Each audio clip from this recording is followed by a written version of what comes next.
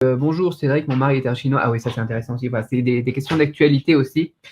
Mon mari est un Chinois, on va avoir notre acte de mariage dans les jours qui viennent. Donc acte de mariage qu'il faut faire traduire, légaliser, certifier. On en a parlé dans les dernières vidéos. Sachant que la Chine n'a pas ouvert ses frontières pour les étrangers non résidents, pardon. Est-ce que je peux avoir mon visa puisque je suis marié avec un Chinois? Merci. Question très pertinente et oui, la réponse est oui. Donc, en règle générale, ce que les gens aiment bien faire. Ouah, un bon expresso, c'est génial. Merci. Petite pause café. Prenez-vous un café et du popcorn et tout pour me regarder, c'est top. Enfin, un café en tout cas, en bon ensemble. Le popcorn, je sais pas. Alors, la question. La question que pour le visa, oui. Habituellement, ce qu'on a l'habitude de faire quand on est étranger, c'est redondant. Quand on est étranger, et qu'on veut venir en tant que conjoint, par exemple, de Chinois et obtenir après un permis de résidence, de regroupement familial, 1 an, 2 ans ou 5 ans, tu vois, des trucs comme ça. C'est qu'on prend un visa touriste. Et à partir du visa touriste, on arrive en Chine et puis on va faire transformer ça en visa, donc en permis de résidence, pardon, de regroupement familial. Voilà, 1 an pour si c'est la première fois que tu le fais, quoi. Maintenant, la situation elle est différente en ce moment avec cette épidémie qui nous est tombée dessus et qui est d'ailleurs encore sur vous. La situation elle est que du coup, la Chine ne procure plus de visa pour les touristes.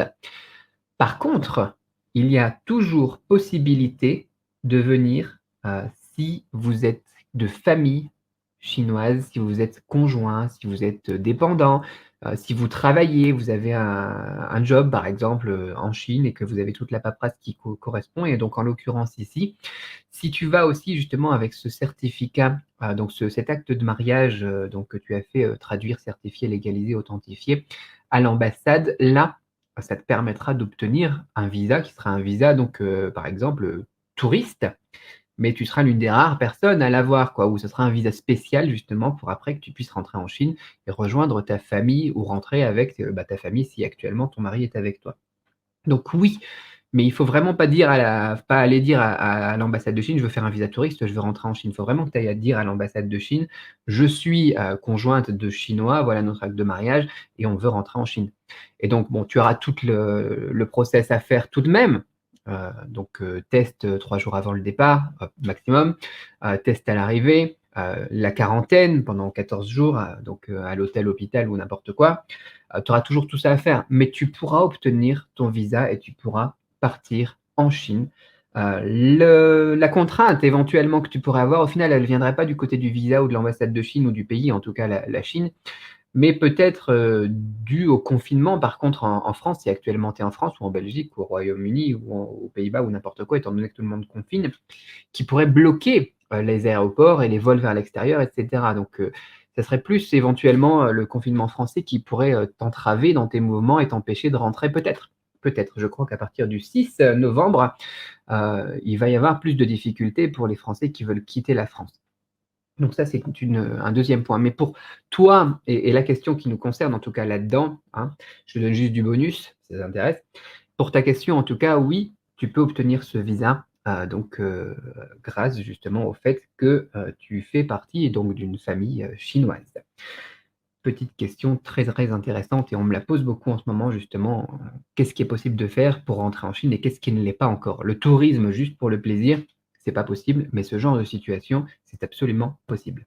Guy! Ah, une autre personne justement aussi, c'est intéressant pour ce genre de personnes parce qu'en ce moment, voilà, il y a beaucoup de personnes beaucoup de fois personnes, qui voyagent, qui voyagent donc qui veulent rentrer en Chine, qui veulent, «s'enfuir» entre guillemets un petit peu du contexte lésant donc de ce qu'on a en France par exemple, ou en Belgique, ou en Europe, en Occident en règle générale, Europe de l'Ouest, Sud-Ouest, le Nord ça va encore. Donc ce genre de questions, voilà, j'avais envie d'y répondre aussi. Bonjour Cédric, quel type de visa me faudra-t-il pour pouvoir rester en Chine, sachant qu'à ma retraite, bientôt mon épouse chinoise et moi souhaitons habiter au moins 6 mois de l'année en Chine? Est-il possible d'associer un compte bancaire de Chine avec un compte bancaire de France? Et si oui, de quel type de banque chinoise? Je conseille OK. Première question, du coup, c'est le visa. Du coup, si tu restes plus de 183 jours par an en Chine continentale, le permis de résidence, regroupement familial, c'est juste parfait pour ta situation et c'est multiples entrées-sorties, du coup, c'est juste fantastique. Voilà, j'ai vu que l'image saute un petit peu, j'espère que tout va bien. Dites-moi dans les commentaires que tout va bien. même si ça va pas. Et puis donc, voilà pour cette question, ouais, tu pars avec un visa touriste ou bah, justement avec la question qui était juste avant au final, ça répond aussi à ta question entre guillemets. Mais ensuite, bah, tu transformes ça du coup en permis de résidence regroupement familial.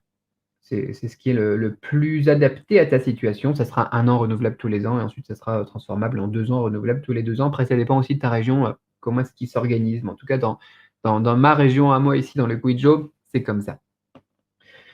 Compte bancaire, donc la suite de ta question, lier un compte bancaire, associer un compte bancaire avec un compte bancaire de France, je ne sais pas ce que tu entends par là, mais tu peux faire des virements internationaux, normaux quoi, donc pas de souci là-dessus.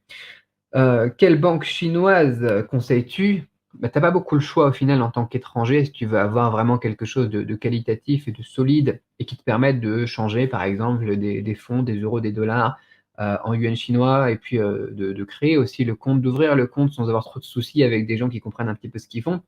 C'est, les 4 grandes banques de Chine. Donc on a la Bank of China, on a la Agricultural Bank of China, Nongye Yinhang.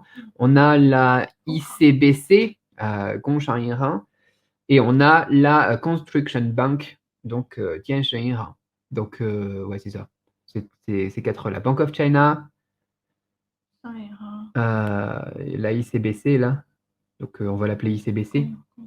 Ouais, la ABC, donc Banque de l'Agriculture, et la Construction Bank, donc Banque de la Construction. Ça se dit ça? Voilà, donc tu prends une de ces 4 banques-là, ou 2 de ces 4 banques-là, ou 3 ou 4, peu importe. Tu pourras ouvrir des comptes du coup avec ton permis de résidence et puis ton passeport dans ces 4 banques-là. Voilà pour ta question.